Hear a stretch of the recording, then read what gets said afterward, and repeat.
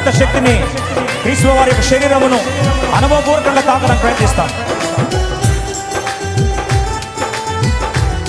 విగరబారదాం.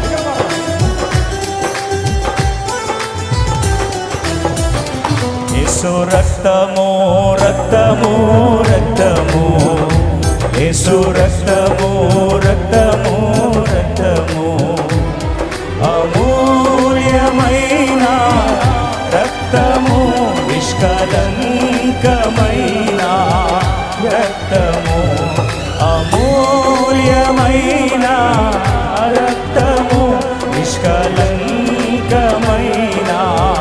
రక్తము, యేసు రక్తము రక్తము. ఇంకా దగ్గర వాడతాం.